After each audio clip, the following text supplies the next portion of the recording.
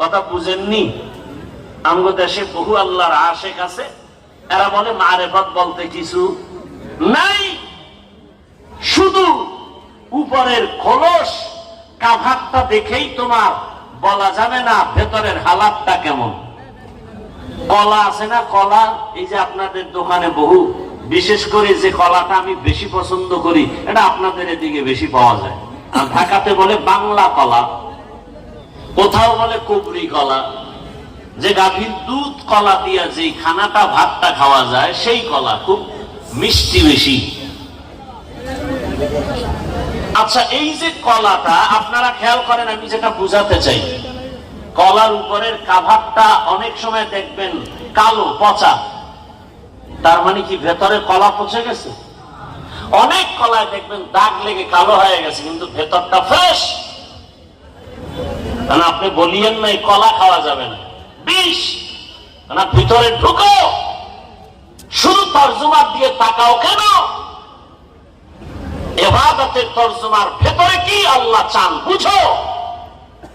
তুমি আল্লাহ তল্লিনের অর্থ পড়ছো গোমরাহ, গোমরাহি থেকে আমাকে বাঁচাও, শুধু এক তর্জমা নিয়ে লাভ। রাব্বুকা ওয়া মা ক্বালা ওয়ালাল আখিরাতু খায়রুল লাকা মিনাল উলা ওয়ালা সাওফা ইউতিকা রাব্বুকা ফাতারদা আলাম ইয়াজিদকা ইয়াতীমান ফাআওয়া ওয়া ওয়াজাদাকা দাল্লান ফাহাদা।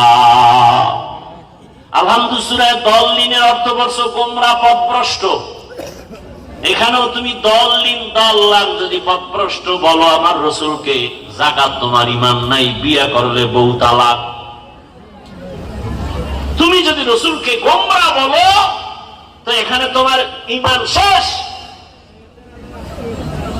এজন্য শুধু তরজমা নয়, ব্যাখ্যা শিখতে হবে, মন গড়া নয়। রাসূল, সাহাবায়ে কেরাম, তাবিঈন, তাবে তাবিঈন, উলামায়ে মুতাকাদ্দিমিন, মুতাআখিরিন, তুমি তো মিথ্যা কথা বলো, তোমার মিথ্যার কারণে জিহ্বা নাপাক। বেগানার দিয়ে তাকাও, তোমার চক্ষু নাপাক। তোমার ইবাদত বলো, তোমার জিহ্বা নাপাক। তুমি নাপাক দেখো, তোমার বডি নাপাক। তোমার তরজমা একুরেট নয়।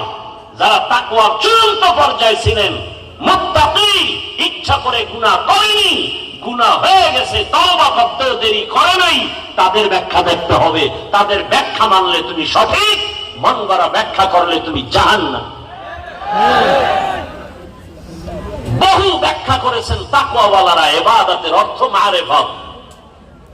কানে ধরে আল্লাহ বুঝায় দিলেন, যারা বলো মারিফত বলতে কিচ্ছু নাই, এই আয়াতটার দলিল আল্লাহ মারিফতের জন্যই আমাদের বানাইছেন। প্রশ্ন হলো, তো ডাইরেক্ট কেন বললেন না? ইবাদত দিয়া তাবিল করা হলো কেন? আল্লাহ আরো জানেন যে এই সমাজে কিছু আবার এত অতিরঞ্জিত মারিফতের সম্রাট আছে, ইবাদত নাই। আমাদের দেশে বহু মারিফতের সম্রাট দাবিদার এরা আছে, যে আমরা মারিফতের সম্রাট, মুজাদ্দিদে জামান, অলিকুল শিরোমণি, এরকম আছে, কিন্তু ইবাদত নাই। এরকম মারিফতের সম্রাট আছে না নাই? এরা কোনো ইবাদত করে না, নামাজ রোজার ধার ধারে না, বলে নামাজের মতো নামাজ একবার পড়লেই হয়। এটার ছন্দ বানায় বলে, নামাজ পড়ো মুসল্লি, নামাজের কি রাখো ডর, যেই নামাজে জান্নাত পাবা সেই নামাজ কোথায় তোমার? যেই নামাজে জান্নাত পাবা সেই নামাজ পড়ো, শুধু শুধু নামাজ পড়ে সময় নষ্ট করো কেন? বড় কঠিন হালাত। আল্লাহ পাক বুঝায় দিলেন, এই ইবাদতবিহীন মারিফতের সম্রাট ভণ্ডরা, ভালো করে বুঝো। আল্লাহ বুঝায় দিলেন, ইবাদত ছাড়া কোনদিন মারিফত অর্জন করা যাবে না। ইবাদতের মাধ্যমেই মারিফত অর্জন করো। যেমন গাভীর দুধের মধ্যে মাখন আসেনি, মাখন, মাখন চিনেন, ঘি চিনেন, ঘি, মাখন, ছানা, এটা কিসের থেকে হয় বলেন? গাভীর দুধের মধ্যে মাখন আসেনি, বলেন? ঘি আসেনি? আচ্ছা, 20 কেজি দুধ আপনি একটা পাত্রে এখানে রাখলেন, আর ঘোষণা দিলেন এই দুধের মধ্যে মাখন আছে, গেল এক ফোঁটা মাখন পাবে? ঘি পাবে? তার মানে কি দুধে মাখন নাই? আপনি আছে কথাটার পার্সেন্ট সত্য কত? কত পার্সেন্ট সত্য বলেন? দেখা যায় না মাখন, ঘি দেখা যায় না, কিন্তু আছে সত্য। কত পার্সেন্ট সত্য? ঠিক ইবাদতের মধ্যে মারিফত আছে, শুধু 100 না, 100% সত্য। কোথায় আছে মারিফত? ইবাদতের মধ্যে, শরীয়তের মধ্যে। বলে কই? দেখা যায় না। দুধের মধ্যে মাখন আছে, দেখা যায় না, তো বের করবা কেমনে?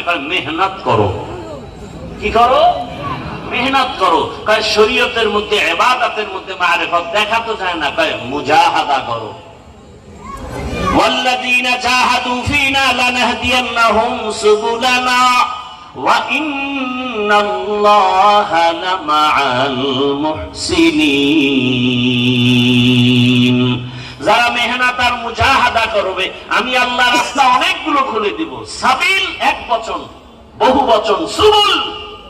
যে মুজাহাদা করে ইবাদতের মাধ্যমে, আমি আল্লাহ তার সামনে জান্নাতের পথ একটা খুলব না, অগণিত রাস্তা খুলে দিব। সুবুলানা আয় তুরুকানা, অনেক রাস্তা খুলে দিব। যেই রাস্তা দিয়ে ঢুকবে সেই রাস্তায় জান্নাত পাবে। রাস্তা একটা না, অনেক।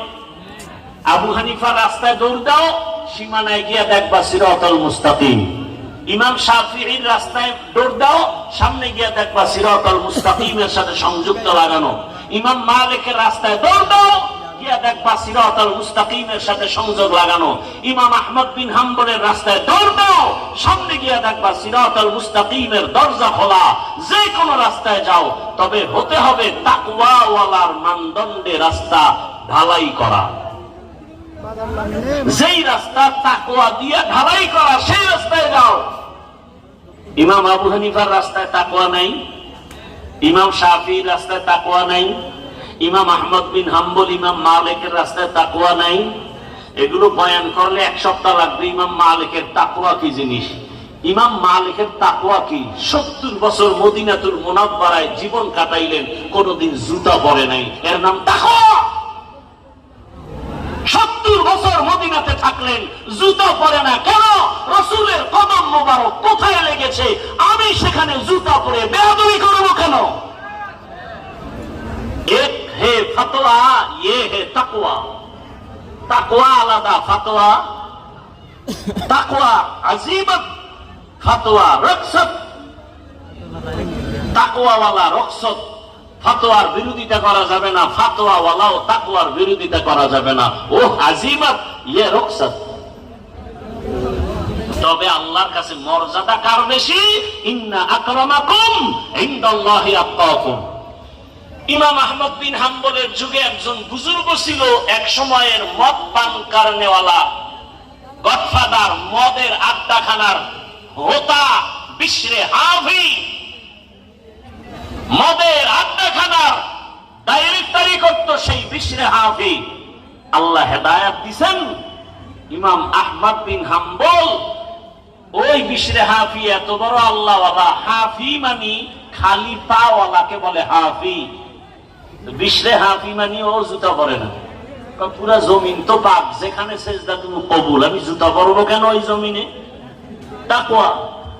তো ইমাম আহমদ বিন হাম্বল বিশরে হাফি ঘোড়ার পিঠে সফর করে, আর ঘোড়ার লাগাম ধরে টানতেছে আহমদ বিন হাম্বল। আহমদ বিন হাম্বল তো বিশরে হাফির থেকে 1000 কোটি গুণ এলেমওয়ালা। বিশরে হাফি তো ওই পরিমাণ এলেমওয়ালা না। আহমদ বিন হাম্বলকে বলা হলো, আপনি এত বড় আলেম, জামানার ইমাম হয়ে বিশরে হাফির রশি ধরে ঘোড়ার লাগাম টানেন কেন? বলে, আমি হলাম আলেম বিল্লাহ, আলেম বিল কিতাব। বিশরে হাফি আলেম বিল্লাহ, আমি হলাম আলেম বিল কিতাব, আমি কিতাবের আলেম। আমি কিতাব চিনি, সে আল্লাহকে চিনি। এগুলো বুঝার মানুষ নাই, বুঝানোরও মানুষ নাই, বিরোধিতা করার মানুষ আছে। এমন জমানায় জন্ম নিছি যে এগুলো বুঝার মানুষ নাই, বুঝানোরও মানুষ নাই, বিরোধিতার মানুষ আছে। ইমামে আজম আবু হানিফা কি বলেন? ইমাম জাফর সাদেকের 2 বছর যদি আমি সংস্রবে না থাকতাম, তাহলে আমি আজম হতে পারতাম না। লাকাদ জানাল বিলাদ ওয়া মান আলাইহা ইমামুল মুসলিমিন আবু হানিফা আবু হানিফা বুদ ইমামে বাসফা আসরাজে উম্মতানে মুস্তফা। পৃথিবীতে একজন ব্যক্তি নাই, খোদার কসম উখিয়ার মানুষের সামনে চ্যালেঞ্জ করে বলছি, পৃথিবীতে একটা লোক পাবেন না যে অন্যের অনুসরণ করে না। এরা মাঠে এসে চাপাবাজি করবে, কাউকে মানা যাবে না, অথচ ও অন্য ব্যক্তিকে এমন পরিমাণ মানে যেই মানাটাকে আল্লাহর দৃষ্টিকোণে বাধা হয়ে যায়, সেই পরিমাণ গোলামি করে যেই গোলামিকে পূজা বলে পূজা। আর আমাদেরকে বলে মানা যাবে না।